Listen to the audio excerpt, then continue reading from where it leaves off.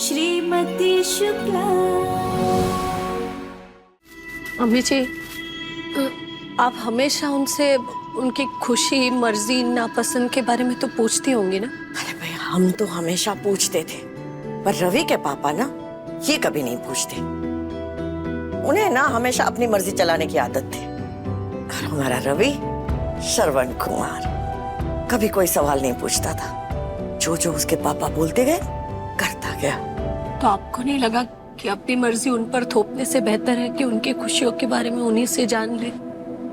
अब रवि के बारे में तुम्हें क्या बताएं हम। वो जब शायद 14 साल का, हाँ 14 साल का ही था, तब उसके पापा ना उसके लिए एक साइकिल लेके आए थे, नीली साइकिल। रवि ने काले रंग की साइकिल पसंद कर ली थी। उसने नीली साइकिल को हाथ तक नहीं लगाया और दुकान तक दौड़ गया, लेकिन तब तक वो काली साइकिल तो कोई और ले चुका था। फिर क्या था, झक मार के उसे वो नीली साइकिल चलानी पड़ी और तब तक चलाता रहा जब तक पूरी तरह से घिस ना गई। ऐसा ही है हमारा रवि। साइकिल और जीवन साथी में क्या कोई फर्क नहीं? क्या इन्होंने हमसे शादी भी इसीलिए की थी क्योंकि तब तक अनीता जी की शादी कहीं और हो गई थी? नहीं, आज हम चुप नहीं बैठेंगे। हम अभी कोचिंग जाएंगे और इनसे पूछेंगे। देख आशु, ये बहुत टफ एग्जाम होता है, तो जैसा जैसा मैं बोलता रहूंगा वैसा वैसा टाइप करते रहना, ठीक है? एग्जाम तो छोड़ने दो भैया। ठीक है, तू कर, लॉग इन कर। स्टार्ट। भैया आप इंट्रोड्यूस करो। हाय, मेरा नाम अनुज शुक्ला है। आज मेरे बिहाफ पे मेरी बहन अश्लेषा शुक्ला एग्जाम लिखेगी, जो कि 11th में है और आर्ट्स की स्टूडेंट है। हेलो।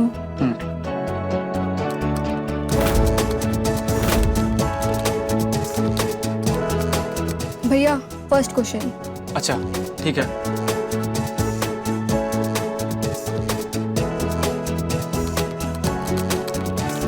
डन।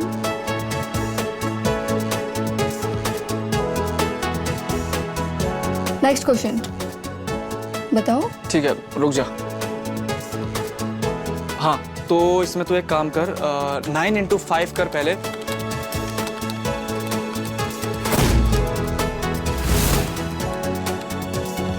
डन। हो गया। चलो, एग्जाम तो बड़ा अच्छा गया भैया। ऑफ कोर्स मेरी वजह से। एक अच्छी राइटिंग असिस्टेंट मिल जाए ना तो लाइफ कितनी सिंपल हो जाती है भैया।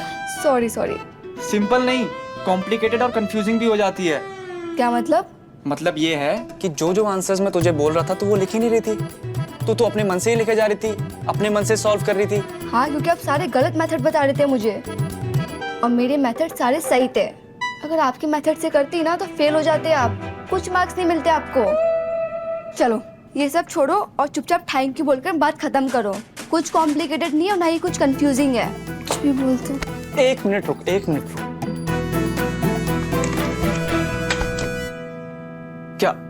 क्या छुपा रही है अब तो मुझसे? बोल आशु। मैं जानता हूं तूने 11th में साइंस ली है, आई नो, लेकिन वो जेईई एंट्रेंस के क्वेश्चंस थे, वो तुझे कैसे पता? और वो टॉपिक्स तूने कहां से पढ़े? मैं जेईई एंट्रेंस एग्जाम के लिए कोचिंग ले रही हूँ।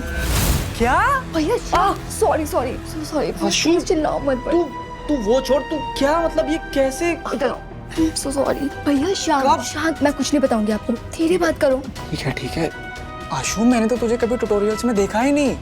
हाँ, क्योंकि मैं अपने ट्यूटोरियल्स में नहीं, गोपाल ट्यूटोरियल्स में। भैया मैंने बता दिया आपको, नहीं जाओ।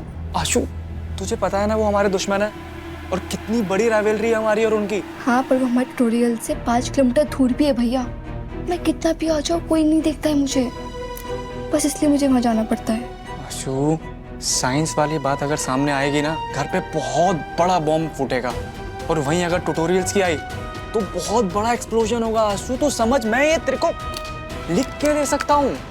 मैं जानती हूँ भैया, मैं सब जानती हूँ, और ये बात मम्मा भी जानती है कि क्या क्या हो सकता है। इसलिए मैं भी तो पहले टेस्ट के रिजल्ट का वेट कर रही हूँ ना भैया।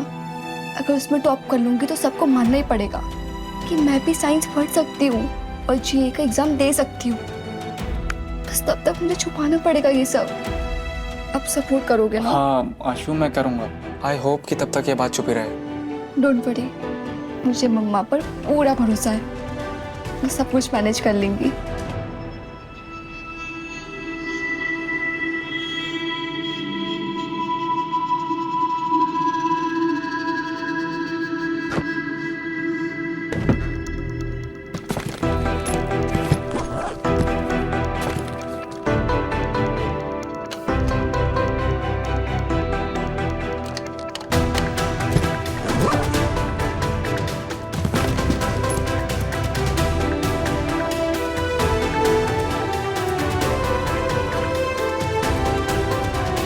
आज 19 साल बाद हमें ये बात पता चली है कि 19 सालों से हम एक अधूरी शादी का हिस्सा थे।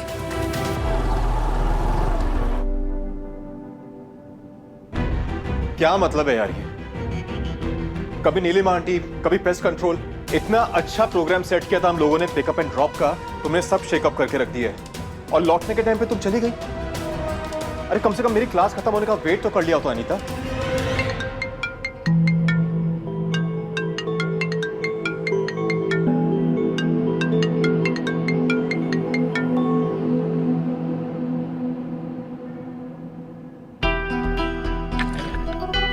अभी तो मुझसे वादा करो कि आज के बाद तुम हमारा कोई भी प्रोग्राम स्पॉइल नहीं करोगे। तुम्हें पिकअप भी मैं ही करूंगा, ड्रॉप भी मैं ही करूंगा।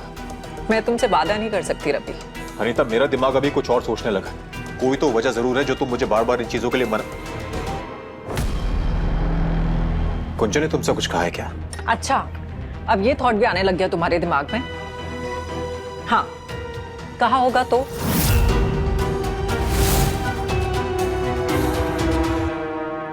हमने तो मजबूरी समझकर निभा ली है शादी, पर ये नहीं सोचा कि जो आपकी पत्नी बनेगी वो जिस अरमान के साथ इस घर में आएगी, वो अरमान अगर पूरे नहीं हुए तो क्या होगा।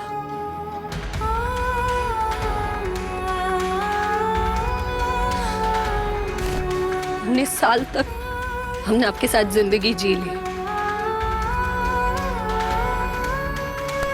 अब बस अब अपने मन में कोई झूठी आस लेकर हम नहीं जीना चाहते। अब आपको हमें बताना होगा कि हमारी आपकी जिंदगी में क्या जगह है, इस रिश्ते से हम क्या उम्मीद रखें।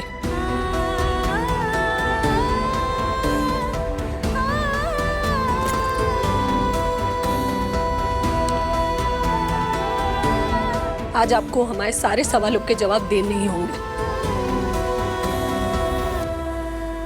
कौन यार अनीता, हम लोग दोस्त हैं। 23 साल पुरानी दोस्ती हम लोगों की। ये गुंजन हमारे बीच में नहीं आ सकती है। और मैं तुम दोनों के बीच में आ सकती हूँ?